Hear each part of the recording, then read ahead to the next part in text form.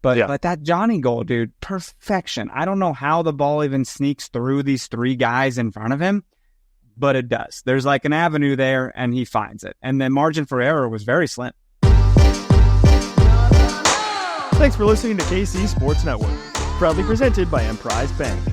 If you're thinking about starting a business or know someone who is, check out Emprise Bank's SBA loans. It's always good to know your options, and they can be your partner in possible. What's going on, everybody, and welcome back to another episode of No Other Pod. I'm Jimmy, along with my good buddy Daniel Kooser. Dan, what's going on, my friend? I'm exhausted, dude. Exhausted, but I will tell you one thing. I'm also jacked up because we're in the freaking Open Cup final, man. It's just, what a time. It's wild. A bright spot in a dark year. Yes, it is definitely a bright spot in a dark year. It was a bright spot in a dark night because that weather, let me tell you, was absolutely insanity. Just absolutely. What's with Open Cup games having storms? What is this? We actually were talking about this in the press box during the delay. We were like, it wouldn't be an Open Cup game without a severe weather delay. And then, Kurt and Patrick, two of the SKC media guys, were talking about it. And they were like, I think we've actually run the numbers before, and a disproportionate number of Open Cup games have had weather delays compared to just like regular MLS games. So more often than not, there are weather delays for an Open Cup game. At least proportionally to MLS games. Sure. Yeah. So it's very strange. Man. This is the second time this year it's happened because it happened in the Dallas game, the Open Cup game in Dallas earlier this year.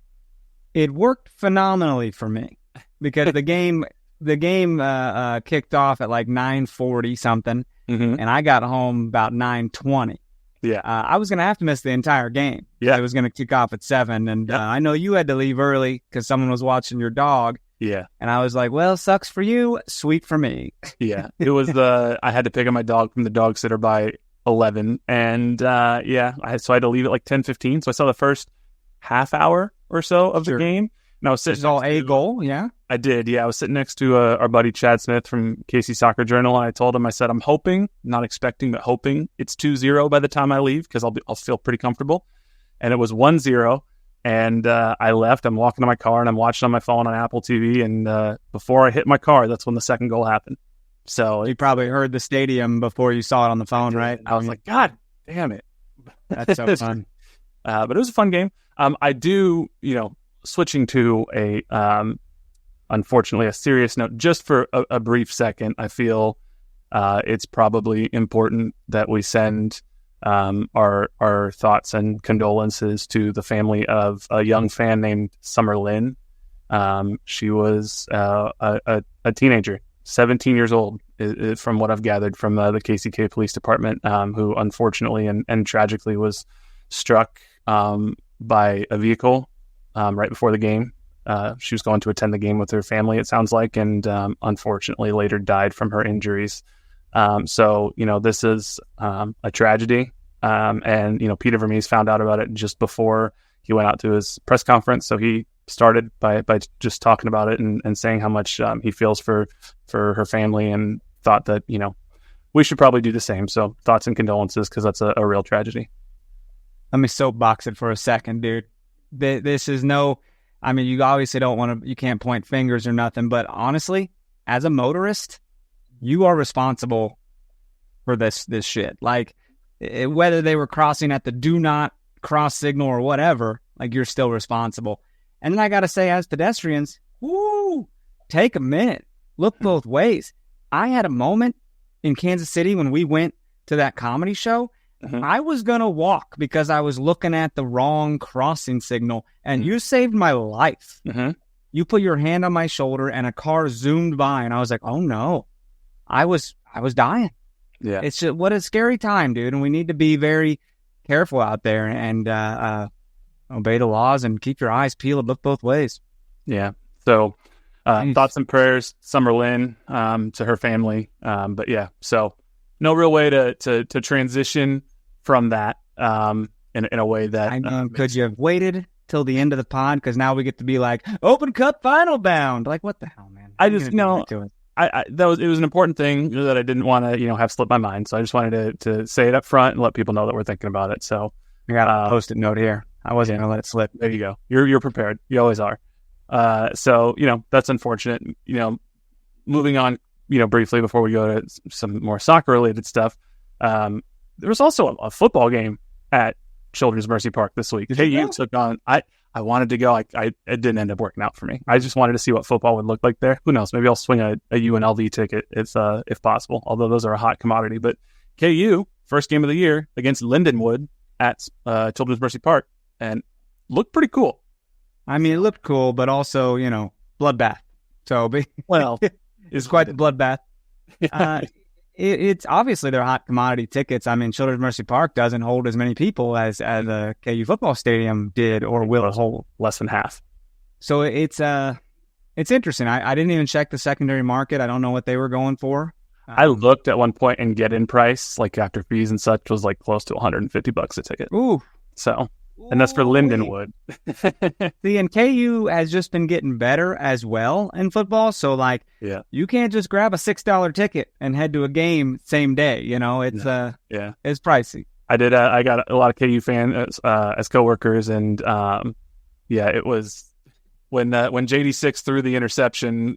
They're like, Heisman gone. That's it. You throw an interception against Lindenwood. That's it. But then things got course corrected, and it was pretty wild. So it looked cool in the stadium. That was part of the weird thing with the weather delay is they couldn't delay the Open Cup game until the next night because KU had a football walkthrough on Wednesday night since the game was that a topic of conversation? They could have they wanted to delay it. We did. The Indy people who were there did not want to delay it until the next night. Yeah. They were supposed to leave that night. I'm sure they did leave that night. But I was talking to a couple of their media guys, and they were like, when at one point I was like, I don't know if we're getting this game in tonight. They all whipped their head and looked at me like, how dare you? How dare you, sir? They drove to the airport, got on a charter plane and left that night. But I don't think they could have delayed it even if we wanted to really because KU was scheduled for a walkthrough at 4 p.m. on Wednesday is what SKC Media told us. So that was based on the game ending around 9 p.m. So I don't know if that ended up getting delayed or what. But well, I've got a new favorite jersey too, man. Those blue jerseys were looking pretty cool.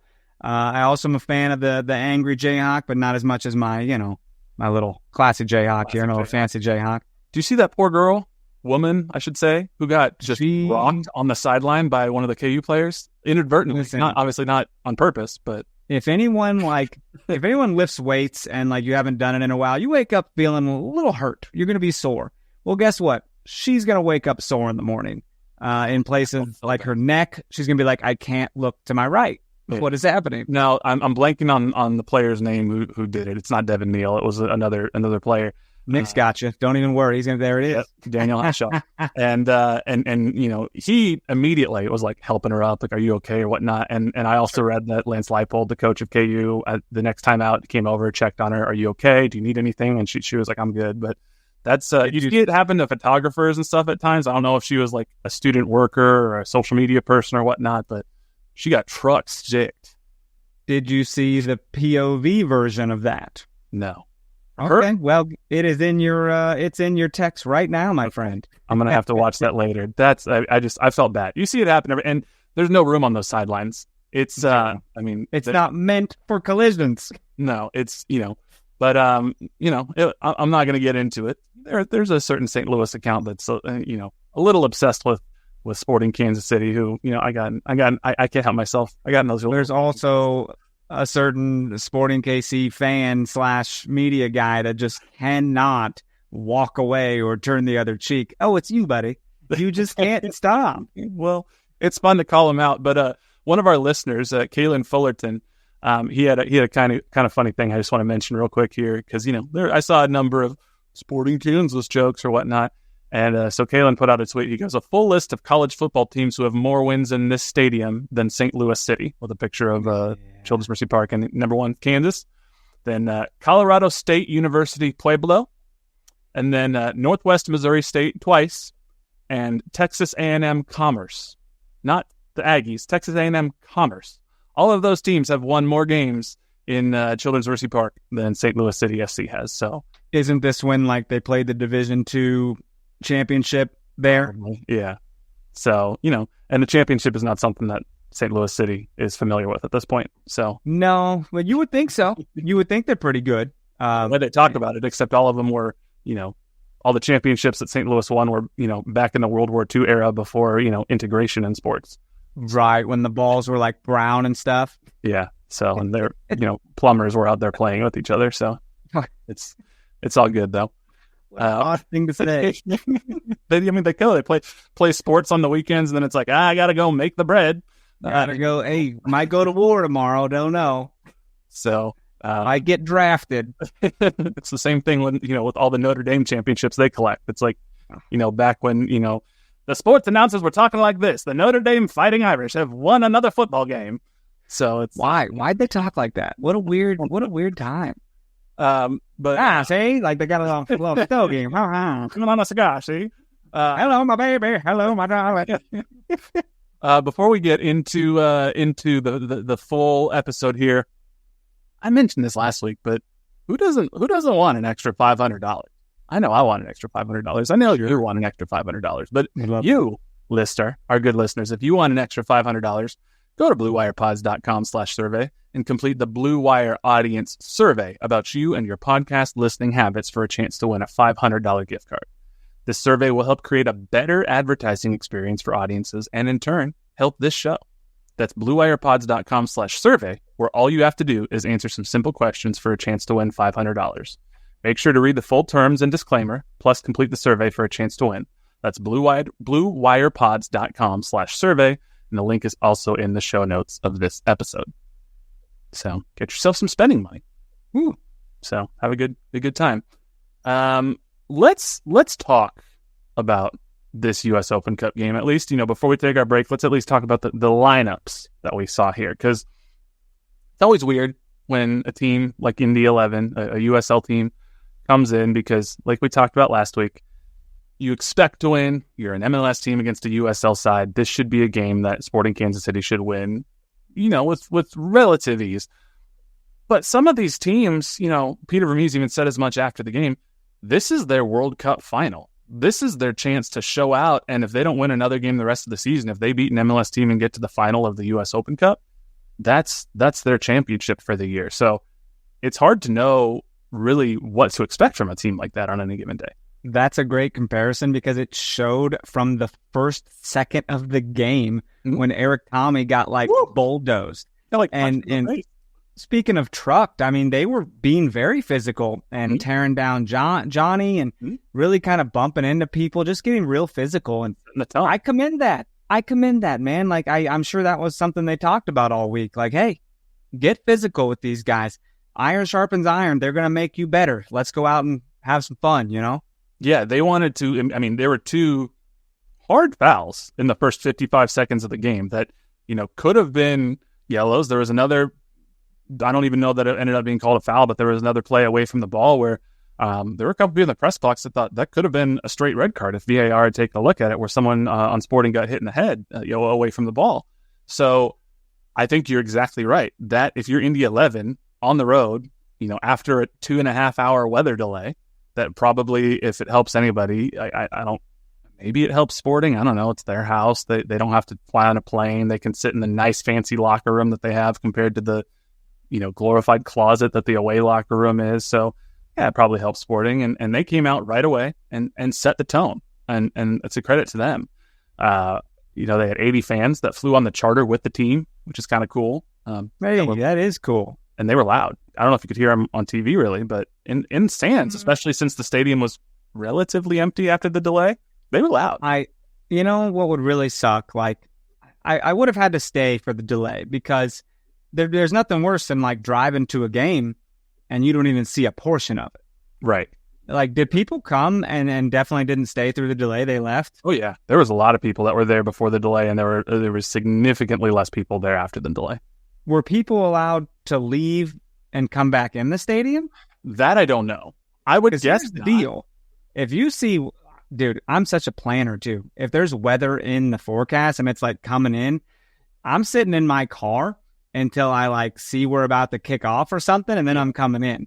Yeah. Because once you're in, I think you're in. Yeah. But if they're going to delay that shit, then I'm probably going to go over to Dave & Buster's and defend my air hockey record. You know what I mean? Well, I do know I saw Stacy Polk, who is another writer for Casey Soccer Journal and the world's #1 Daniel Shallowy fan. She tweeted at one point, it was like a little after 8, so it was like an hour or some odd after the game. She was like, should I come into the stadium now, or should I stay seated in my car? Like, what should I do here? Because shit. It was pretty wild. I mean, this storm system that we had, I'm sure much of the metro, if you live in the metro, experienced this, but it was very strange. There was a lot of lightning that was just cracking across the sky over the stadium, and the storm wasn't really moving. It just kind of was like sitting there and developing and dissipating, but it didn't go anywhere, which is why it made it so hard to manage through this delay. So she did the right thing by sticking out there. She's like, I'm not about to go be trapped in there and get rained on or be forced into a merchandise store for no reason. Yeah, and it took Sporting about an hour plus, hour and a half maybe, and then they finally were like, $10 to everybody who's in the stadium loaded into your Sporting Pay account. So, it's an hour. It took them that long, huh? It took a while. So, well, I mean, $10, shit, dude, that'll buy you something. Gets you, a little snack, half a water bottle. So, I mean, can you get food for $10? What, bag of chips or something? Maybe a hot dog. I don't burgers. Definitely not a burger for $10. You might be able to get like a standard hot dog, I would guess. I don't know. They started putting the vegan sausages back in foil, which just makes them so soggy. They were putting them in a box, and I was like, this is premium sausage. And then it's back in foil, and it's bad. Oh well, that's a bummer. But yeah, let's take our break here real quick. We'll come back and we'll go through what happened in this game and what it means going forward. We appreciate you supporting KC Sports Network by listening to our podcast. You have helped us become the highest-ranked Chiefs podcast network in 2022 and 2023. And don't forget about our daily Substack newsletter, the best written analysis you can find on the Chiefs straight to your inbox every day.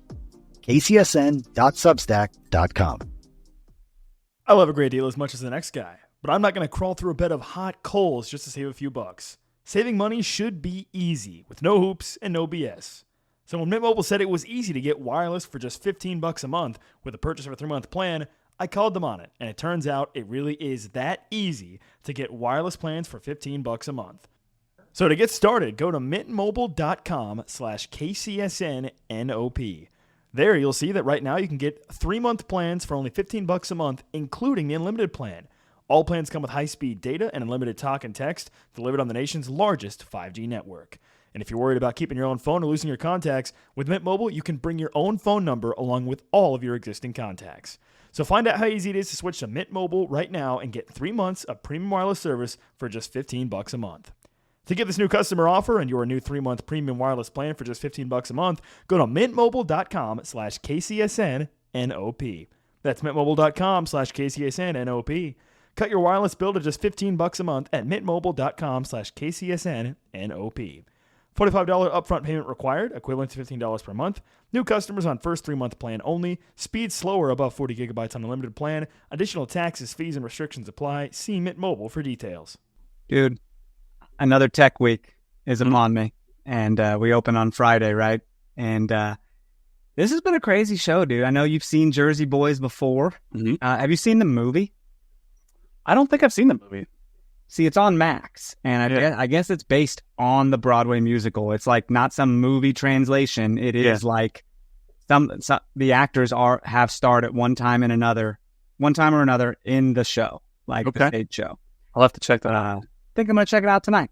Yeah, the soundtrack is great for this show. I love it. I mean, after I saw you and Tootsie, when I drove back home from Topeka, I just listened to the Jersey Boys soundtrack to get me pumped up for the next show. So I just, I sing 2 big solos. I'm not Frankie Valli, but I am one of the guys, and it's the music, dude. I was just raised on that shit. My dad raised me on 60s and 70s. Yeah. And if you're not Frankie Valli and the Four Seasons, it's a pretty famous band, but if you don't know them by name, almost certainly at least 2 or 3 of their songs. They'll come on, you'll be like, oh, I've heard this song. And every time I listen to the soundtrack, I forget how many hits they had. Sherry, Big Girls Don't Cry, Walk Like a Man. Yeah, it's really good. So many, dude. And my guy wrote all of them. Yeah. So, hell of a time. Pretty fun.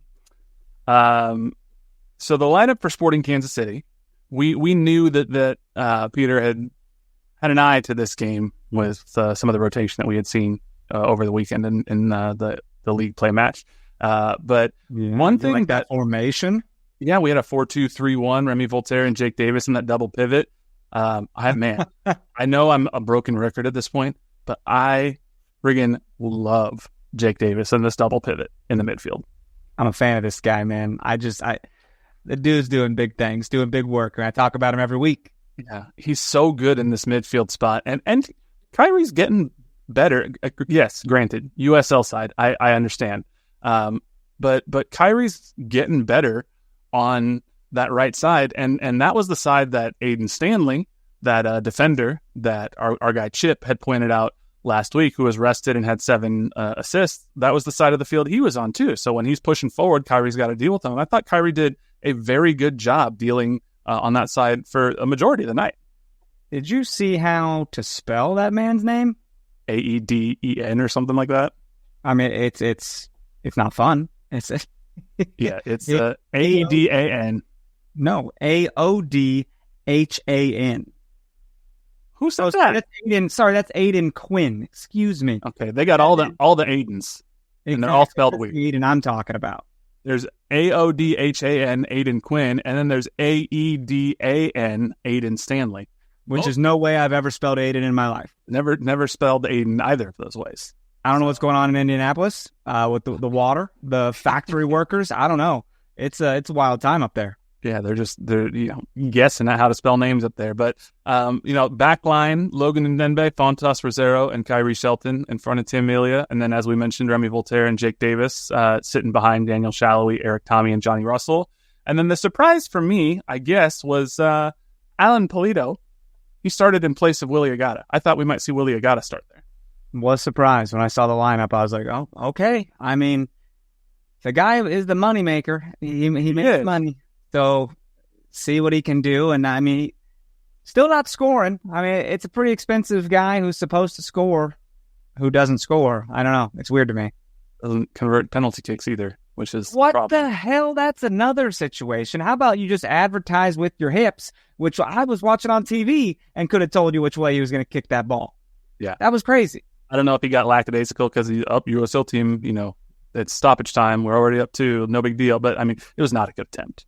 No, he took like a little stutter step, and I was like, when have you ever really done that? I don't know, man. I don't know. I will say, this is anecdotal. I have not gone and looked at the stats, and I know this is at the end of the game. We're jumping ahead. We'll talk about everything else that happened before now. I feel like Sporting need to figure out who their penalty taker is, because I feel like we've sort of rotated. Is it Polito? Is it Willie? Is it Johnny? Is it Tommy? They've all had attempts. Why was it not Johnny? Well, Johnny wasn't in there. Johnny wasn't in at that point, but I don't know. I just feel like, yes, Alan Polito, your striker, the $4 million guy, he should, sure, yes, on paper, he's the one who should be taking the penalty kicks. But yeah, I feel like we have had a number of missed penalty attempts in, recent history. And when Benny Fellhaber was the guy, I was never worried about him stepping up and missing a penalty kick. And there was never a question about who was taking a penalty. We're going to talk a lot of shit. And this man's going to go to LAFC and score a brace. Won't that be a story? I hope it happens. I would love it. I'd lose my mind. My wife asked me the other day, so LAFC, what's our chances to win? I go, none. What are you talking about? I like, no. And she's like, what? Not even a chance? I said, absolutely not. LAFC, dude, have you seen what we're bringing to the table? But like, everyone has a chance. You always have a chance. Yeah, I mean, I would say there's a chance. I mean, we've gone to LAFC and had success before. Yeah, but they're very good. And we might even see Olivier Giroud in there. I was going to say they're very good, and they're just turning into, essentially the French national team in place of LAFC. And, with Olivier Giroud and Hugo Lloris. And, it's just they're signing some very good players. And Mwanga is still one of the best strikers / forwards in the league. Right. Griezmann is rumored for next year at this point. Yeah. So it's they're a very solid team, and they went on the road to, they didn't play in Seattle. They played outside of Seattle at Starfire, where Seattle has to play all their Open Cup games, and got a hard-fought win. But why'd they have to do that? Seattle never plays their Open Cup games at CenturyLink or whatever it's called now. Why? So Well, I just, they have pre-contracted dates with, I assume, the Seahawks in terms of these are the dates that we have games and we're ready to use it. And then when pop-up games like this come up, they have to go use their training facilities, essentially, is my understanding. Weird. So now, if it was an Open Cup final, I bet they probably would have played it at CenturyLink. But I mean, this was a semifinal and it was still at Starfire, whatever that is, Starfire Soccer Complex. I will say, I was hoping to play Seattle over LAFC. Just, I feel like it's a better chance. But also, with LAFC winning, dude, we're in the CONCACAF Champions Cup next year. Yes. And how in God's name does that work? That's the thing where, since we did beat Indy 11, because LAFC just made it to the US Open Cup final, we now automatically qualify for the CONCACAF Champions Cup because LAFC qualified by way of Leagues Cup, because even though they did not win Leagues Cup, the two finalists earn a CONCACAF Champions Cup spot because they want people to take the Leagues Cup more seriously. So the two finalists earn a spot. So they had already qualified for CONCACAF Champions Cup, which means that CONCACAF had already clarified that the runner-up of the U.S. Open Cup tournament would, by default, get the spot if LAFC were to go on and win U.S. Open Cup. So if we win U.S. Open Cup, great. We've qualified for CONCACAF Champions Cup because we won U.S. Open Cup. If we don't, LAFC now has two qualification spots. They only use the one from Leagues Cup, so the U.S. Open Cup goes to second place, which is Kansas City. We're Champions Cup season. I mean, it's insane. People didn't know this at the time that it would happen. Like, you didn't hear anybody saying, like, if LAFC wins, Sporting's in Champions Cup. Like, no one really talked about it. There were a couple people who were talking about it, but like leading up to the game, there were a series of things that had to happen. So like there were like a few days before our game, there was still like 3 different things that had to happen. And then, it wasn't confirmed until Wednesday night after our game. And you know, as strange as it sounds, here we are. Dude, I want to pose this to you real quick, since we're on the topic of something we've talked about being a great success.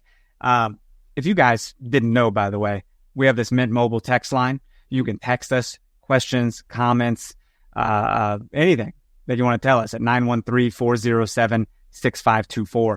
And our buddy Josh Zars hit us up, man, and he said, I'm glad you all have a text line now. Us too, Josh. It's kind of cool.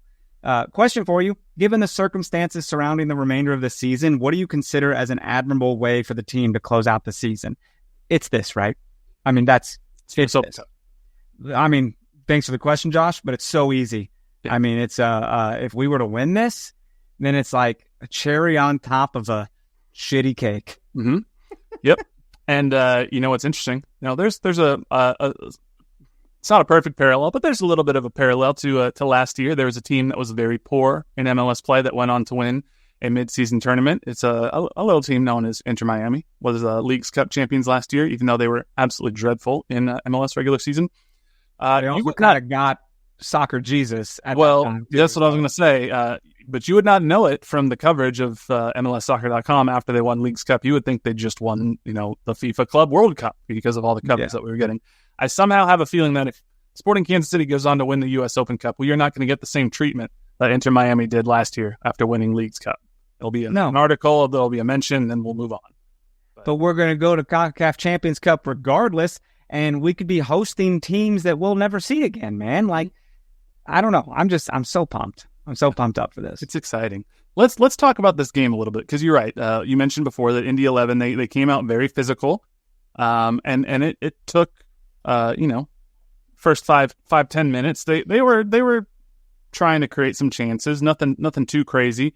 But it took all of until the 14th minute, where a young man by the name of Jonathan F. Russell got the ball outside the box. And I will say I'm a little proud of myself, because right before he took this absolute gorgeous left-footed strike that knuckled past their keeper into the left side of the net, I turned to, because Eric Tommy had an attempt from distance, I think a couple minutes prior. And I turned to the Indy 11 guy to the right of me, and I was like, Tommy, he's done that a couple times this year. He's pretty dangerous. You give him a little space outside the box, he'll find a lane, and he'll pick one out. I was like, if there's 2 players on this team who who could do that on a somewhat consistent basis, it's Eric Tommy and it's Johnny Russell. And then like 2 minutes later, Johnny Russell does this, and I was like, told you, that's him. That's what he can do. So it was a gorgeous goal. I don't know how you stop that if you're the keeper. He looked like he was all confused. I don't know either, man. I don't know either. Sorry, I've got the highlights playing on my computer, and just the guy that just knocks down Eric Tommy 3 seconds in it's just hilarious. It's so funny. It is really like, funny. You can't put your arms up like that. You can't do that.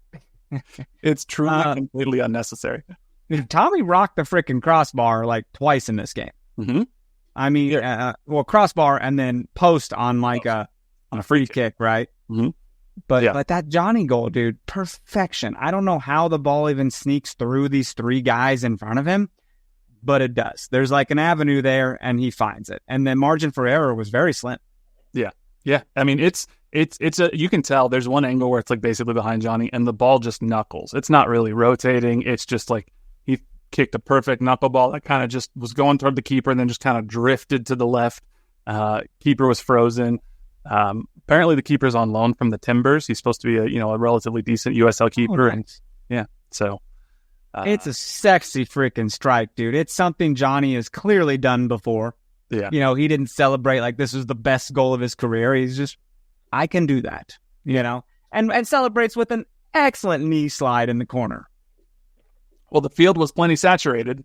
I mean, it rained and come down, so I'd be sliding too when it's wet. I mean, we about had a little scare later on when Danny Rosero freaking just slips down in the box, and Tim Melia had a one-on-one thing with this guy, and it was the dude kicks it right at Tim Melia. I was like, Melia came up huge a few times in this game. A few times, diving, fair pawing away. Yeah, especially in the second half. We'll talk about that maybe here in just a little bit. That they had some chances in the second half, and he was not letting them get one by him at all. No, definitely not. But that guy with like kind of the bleach blonde, popcorn looking hair, he was pretty dangerous, and it started scaring me. I was like, do we need a third goal to win this thing? Because it's scary. Yeah, I mean, we got both of our goals in the first half. Like I said, 35th minute. It was a corner kick. Eric Tommy whips one in. Their keeper gets a hand to it. Can't really punch it out, though. It falls to Johnny Russell. Ball cycled around a little bit to Remy Voltaire. And let me tell you, this chip from Remy Voltaire, I mean, it should be illegal. Filthy. I mean, piece of cake. This is just off the left foot, training ground material. Beautiful little chip, perfect to Danny Rosero, who, let me tell you, I have missed Danny Rosero on set pieces. The guy he's falling down to do this header. Like, he's, and it goes near post. But he goes across the face of goal. He rolls back to his feet like he's a pro wrestler, like how they fall down and get back up real fast, It's gorgeous. And he takes a bump, dude. He falls down. I'd probably break my clavicle the way he fell down. Mm-hmm. That's an athlete, and I'm just like, go give him all the celebrations, y'all, because he deserves it. And there's the angle from the camera inside the goal where what's so impressive to me is that he decides, and I think he catches the keeper off guard. I don't think he was expecting it. Is that he went near post, because most of the time when you're receiving a set piece like that or a cross and you're on one side of goal, if you're heading it, you're more likely than not trying to head it across the face of goal. You have more room for error. And the keeper's not right there. I think the keeper was expecting to have to dive to his left, and Rosero's like, nope, I'm just going to slot this in this little 2-foot window between you and the post as I continue to do, like you said, this perfect little roll, and just hop up and go celebrate. It's insane. I will say, there was a good 30-minute stretch in the second half though when Indy was coming. Mm-hmm. They had possession for a majority of that second half. They had to have. Yeah. And there were headers going just wide of goal. Tim had to palm a couple. There was a ball that just goes right across the face of the goal. Yeah. And just slides on by with no one there to tap it home. So it's I feel like a better team, maybe even an MLS team, would have absolutely made this a closer game in those moments. They would have finished those things. Could have been, yeah. Peter said after, he talked about how important the second goal was. And then he said, we were truly pushing for a third one in the second half. We talked about it and probably gave up a couple of chances that we wouldn't have wanted to, but Tim Melia came up big.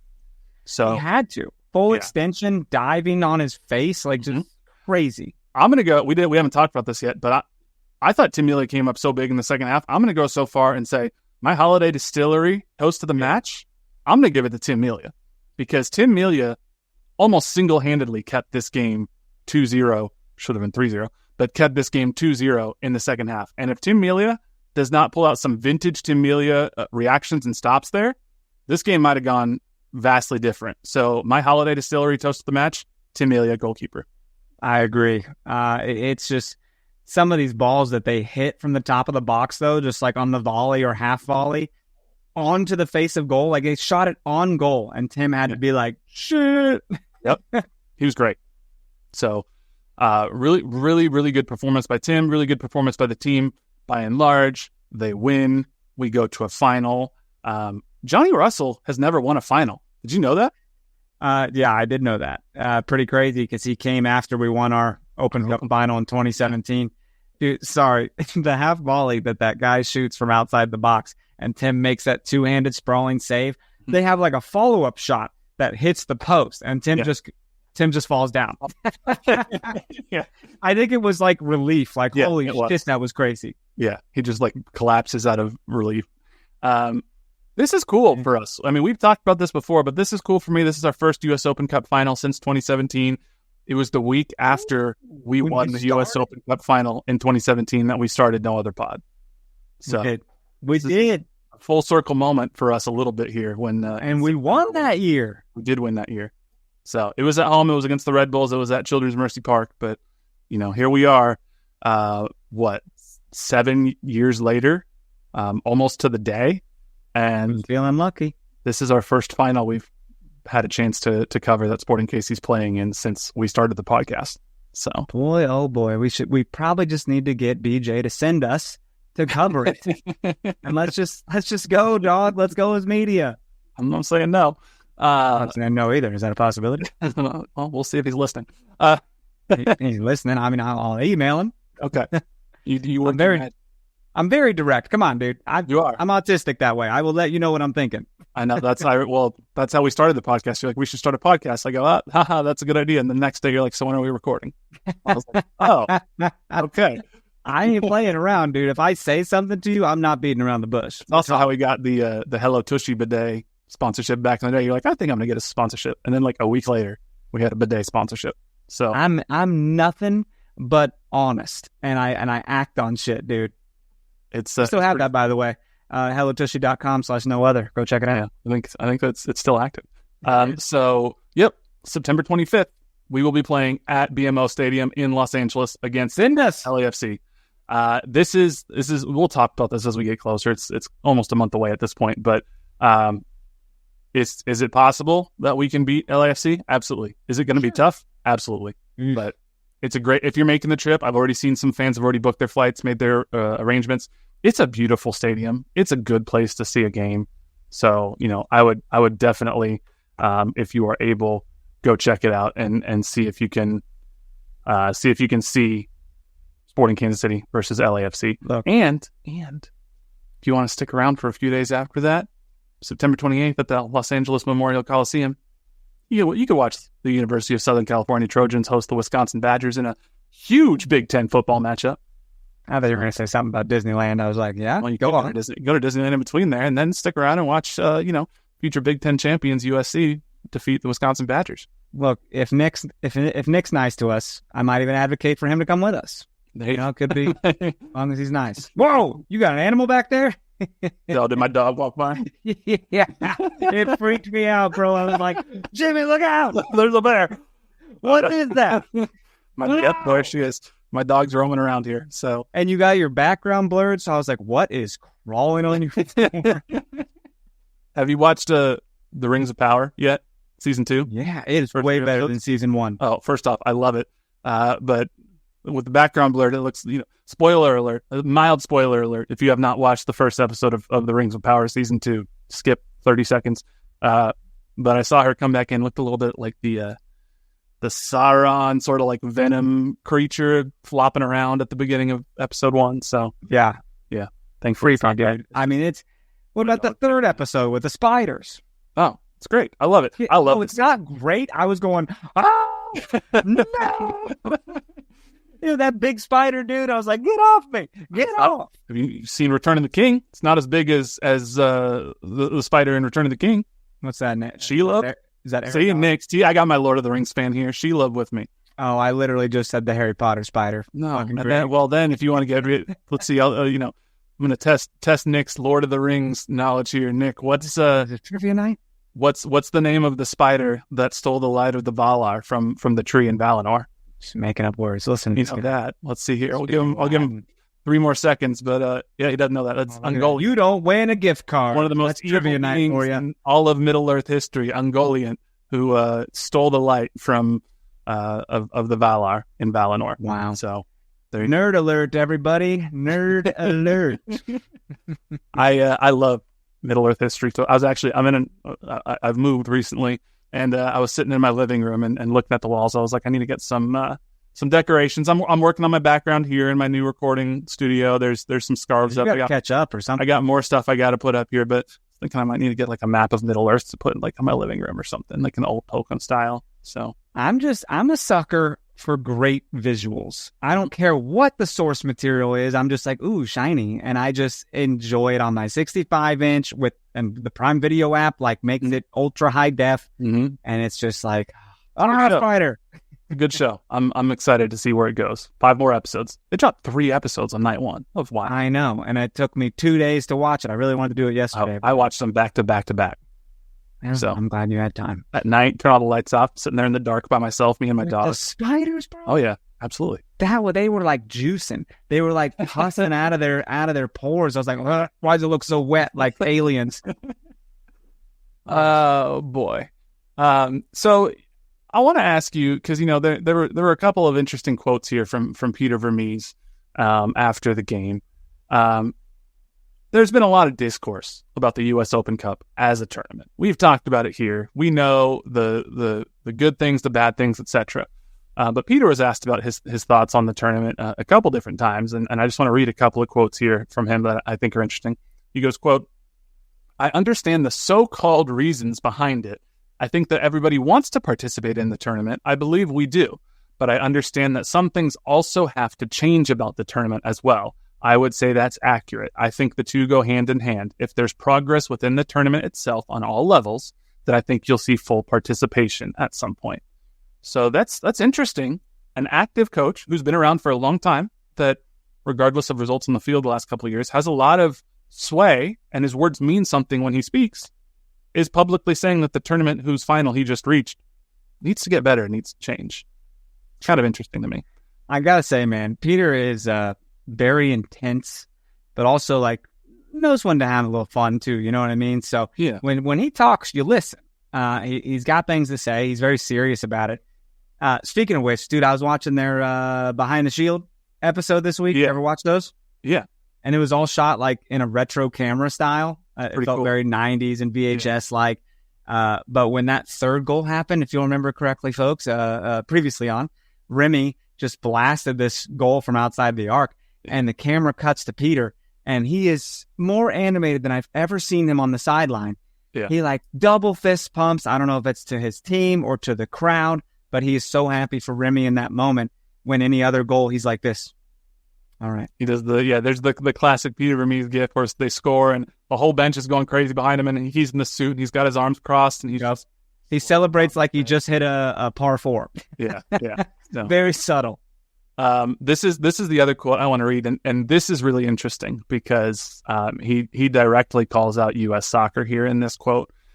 He says, "I think from a commercial perspective, the tournament has to get better. I just think there are certain things within the tournament that can be better. I think a lot of those things have already been spoken about by a lot of different people. I would say there's a lot of agreement, but I also think that this is a tournament that should be in our competition each year. Every other league in the world has it. Mind you, they put a lot of emphasis on it because there's a lot more around that tournament. It's publicized differently." He's talking about, like the FA Cup, for example. Ours is not, and it needs to be. Unfortunately, that's a responsibility of U.S. soccer. That has to take another level up. So there's been a lot of discourse around Don Garber and MLS, and I'm not sitting here, I hope I don't come off as like a Don Garber apologist, because that's the last thing I want to be. I think Don Garber has plenty of blame to take in a situation like this, and there is a responsibility of MLS to assist with this, and MLS has not been, I would say, a good faith partner with the U.S. Open Cup or U.S. soccer in a lot of ways. But it is also interesting to see Peter Vermes say, hey, if you think this tournament is so important, which I agree it is, then U.S. soccer has to find ways to invest more in this tournament, put more media sponsorships around it, get more money into it, and figure out better ways in terms of travel and fields and whatnot. Because like we were just talking about, Seattle Sounders, one of the most storied teams in the history of Major League Soccer, playing the semifinal game against LAFC, the media darling of the league outside of Miami, at some place called Starfire. Like, this is not what this tournament should be. I do hope this tournament continues to be a thing. I'm not just saying that because we're in the final, but maybe that has a little bit to do with it subconsciously, right? Like, if this wasn't a thing, we wouldn't have this much fun today. It would just be another horrible day. Right. But they were going to put the secondary teams in this tournament, dude. Every MLS's team's SKC2 team was going to be in there. So yeah. I'm glad we were one of the MLS clubs to compete. And it's been, I don't know, man. Like I said at the beginning, it's been a bright spot in an otherwise dark year. Yeah. And it is fun. I mean, for players like Johnny, Tim Melia, who Tim was around for 2017, but there are a number of key players on this team where they deserve a trophy, namely Johnny Russell. Like, Johnny, absolutely, as a captain, I feel bad for him. Like, it is not his fault that under his captain tenureship, it has been sort of one of the down eras of Sporting Kansas City. I would love for Johnny Russell to be handed a trophy as a captain of the team and be able to go and lift it, because he more than deserves it. He's a future Sporting legend. And so he said, quote, "This is my 7th season with Sporting Kansas City. This is the first opportunity that I've had to go in and add a little piece of history to the club. It's been such a prestigious team winning trophies. We haven't done it for too long now, and now we've got an opportunity to put another year on that wall. So that's good. Every focus is going to be on that when the time comes. We've got a final to look forward to and a final to prepare for." And the best year is that 2015 year, though. You know what I mean? Was that Philadelphia? Jordi Cantilla? I think so, yeah. Yeah. Well, I was more talking about like the wall situation. Oh, when you got to paint the wall after that U.S. Open Cup win. Really? You think I don't mirror that you're holding? You think I don't try to fit that into casual conversations? Yeah, Matt Basler and I were. I mean, we bro. I had a job orientation one time, and we did like the 2 truths and a lie situation, and I used that as like I painted a championship wall with the player from the team. Yeah. Of course they think it's a lie. They're like, well, that seems so wild. Yeah. I have a go-to lie for those 2 that I always use that gets everybody. That is true? So, yeah, it's true. My that I was in How I Met Your Mother. Oh, yeah. Yeah, because I was that on here before. Yeah, because I was in marching band. So the marching band episode, I'm the tuba player behind Jason Segel as he's doing his surprise to I'm blanking on her character's name because I never actually really watched the show. But it's Lily. Yeah, Lily. So that's me. But people are always like, "What?" Sure enough, you Google it, and there's my big ass head just right behind Jason Segel. How do I Google it? What would I even type in? How I Met Your Mother marching band. Try that. Really? Yeah. And interesting. I'm totally looking it up. It's season 4, episode 13. It's called 3 Days of Snow. So if you you Google How I Met Your Mother marching band. There he is. And it's in the still image on YouTube. You are in the still image of this guy just sitting here about to blow in your. Oh my God! It's so funny. I love this. My favorite random fact. I was there for like 9 hours, and we got like 12 seconds of screen time. And you made no money, right? I made a little money. Not a lot. You got a little money? I made less than minimum wage, considering how long I was there. You still get residuals? No. See, we didn't get paid by the way that it worked. Nobody probably cares, but they pay the band. They hired the band to show up, and the band's like, "Hey, we need this many people," and then the band would pay us. We'd know ahead of time. They're like, "Hey, you're going to get this much money for this gig." So if somebody ever hired the marching band to go to a wedding or a party or be on a show or whatnot, they would sign a contract with the band. They say, "Hey, we need this many people. We'll pay the band this much money, etc." And then the band would say, "Hey, band members, we need these people, this many people at this time. It's usually first come, first serve, and you'll get paid this amount of money, and you'll get a free meal out of it." So that dude, I would say yes every time. I tried. Yeah, I was like literally 10 minutes away from playing at freaking Coachella with Coheed and Cambria. They needed 2 tuba players, and I was the third one to respond by like 10 minutes. That would have been such a memory. Mm-hmm. Yeah, Wow. that's my biggest regret. We played "Welcome Home" was the song, and we played it at halftime. It was one of my most favorite songs to play at halftime. And you can Google it. There's a Coheed and Cambria at Coachella playing "Welcome Home," and it gets to the end, and the USC band comes out, and they're just rocking out behind the band, and the crowd's going crazy. Oh, I could have been there had I been on my phone just a little bit sooner. So, oh well. Then I would have had two truths and a lie, because I would have been like, I've played Coachella and I've been on How I Met Your Mother, and people are like, shit, one of them has to be true, and it turns out they're both true. Be like, oh, I sorry, I thought it was two truths and a lie. Yeah. You're just bragging about all the cool things you've done. There's nothing else really in terms of Sporting Kansas City soccer to talk about. I mean, Caden Pierre, at least as of recording of this podcast, we're recording it a couple days before it gets released, has been over in Belgium for his physical. He has not been formally announced, at least as of now, but by the time you're listening to this, maybe he has. That's really the only other SKC news around here. But I guess before we sign off, it's probably worth mentioning that this upcoming weekend, the U.S. men's national team is playing against Canada at Children's Mercy Park on September 7th. That's pretty awesome. It should be fun. 3 p.m., I believe, is kickoff. We're both hoping to be there. We'll see. Trying to get our media credentials from U.S. Soccer. We'll hear about that this week, hopefully. And again, as of this recording, it could have changed by the time you're listening to this, but as of this recording, Mauricio Pochettino has not been officially announced by U.S. Soccer as the new coach. It's all but confirmed that he will be the next coach of the U.S. men's national team. There was some financial stuff that was still being worked out with Chelsea, I believe, before he could be formally signed and announced. But there was some indication that if he was announced before the game in Kansas City, he probably would not be on the sidelines coaching that game, but there would be a possibility that he would be in Kansas City for the game and potentially available to media. So hopefully he gets announced before then and he works out whatever financial dispute he has with Chelsea, and we'll see if we can get Mauricio Pochettino. So should be fun. But I'm excited to see what the U.S. can do against Canada. And Stephen Afrifa, he was called up to be on the Canadian men's national team for this game. So he'll be playing in front of a home crowd at Children's Mercy Park.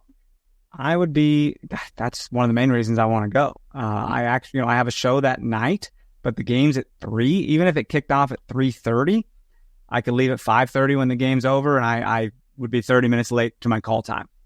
You know what I mean? Like, I got it all planned out. I hope it works out. Yeah, it should be pretty fun. So looking forward to that. Hopefully people fill up Children's Mercy Park for that game. It's always a good time when the U.S. men's national team comes to play, even if it's friendly. Canada's a fun team to watch us play against, even if they're embroiled in all sorts of drone surveillance controversies as they are right now. But Jesse Marsh will be back on the sideline. He was on the sideline in Children's Mercy Park in 2017 for that final when we started this podcast. So once again, full circle moment. So Amazing. Anything else you want to touch on before we call it good? Gosh, I guess we are coming to that part, aren't we? We are. I found the screenshot of you, dude, on YouTube. And I want Nick to put it on here in a second. He's got to upload it here in just a little bit, but I've got it paused. Look at you. Are you? So the thing about this episode is when I'm playing behind Jason Siegel, we're not actually playing live in that moment. We had to pretend like we were playing because we did play the song. It's Adlan Zion. It's a New Year's episode, holiday episode. I see you. I see you back there diddly or two, but a little bit. Well, it's the worst. We recorded separately, and so we have the audio, and they're pumping in the audio, and they're like, just pretend like you're playing, because they didn't want us to mess up and like have like the band be the reason that a take didn't happen after, Jason Siegel and I'm blanking on the actress's name. After, if they nail it and then like one of us, like Allison Hannigan, and one of us fucks up the song, they're like, that can't happen. So they had us record separately, and then you're on screen the entire time. Yeah, I'm 25 seconds. Literally the only person that you see with Jason Siegel. And the other guy who was with me, the other tuba player, he was a senior. He was like the section leader. So we just like randomly pick sides because we come out of this back room where we're hiding inexplicably with a giant tuba. And it just happened to turn out that I was the one directly behind Jason Siegel. There's a couple other scenes we're into. There's one where we're at a party at, I want to say, Neil Patrick Harris's apartment or something, one of their apartment. And like, so the band's all over there for a party, and I'm standing there with my tuba. And at one point the director goes, can you just put it on? And I was like, you want me to just like stand, like I'm just standing in the party, like wearing my instrument? He's like, yeah, that's fine. And so there's a painting shot at some point in the episode where like everybody's at this party, and like the main characters, Ted and who, I don't know, I've never watched the show, whoever are talking. And I'm just in the background, like with my tuba on, kind of like looking around, inexplicably wearing this giant instrument in the middle of a party. Is it a gag? I don't know. They didn't ever really explain it to me. They were just like, I don't know, put it on. So what if you became a viral sensation? It could be. But well, listen, we're not going to get the picture to work for y'all, but I highly... You go to YouTube and search How I Met Your Mother marching band, and Jimmy is in the still image in this post from what appears to be a country of Asian descent. It's a fun episode. We were the Arizona Tech Fighting Hens marching band in the episode. Outstanding. I did not know I was with such a star. This is out of control. Yeah, you should. I'm so lucky. I'm so flushed. Like I'm you so thought you were the star of the podcast. I thought I'm out there winning awards, and I'm, and you're Hollywood James, dude. I'm gonna come back with a Hollywood rock vest next time. You should, yes. If you get into your Hollywood villain era, that would be great. Well, thank you all so much for listening. It's about time you had a heel turn on this podcast, by the way. I need to be the face every once in a while. You're due for a turn. Due for a heel turn? Well, I'm starting my heel turn online with St. Louis fans. How about that? You are. I love antagonizing them. Well, thank you all so much for listening. It's been a fun weekend of soccer for Sporting Kansas City. Watching them make another final, and it's long overdue. So, there it is.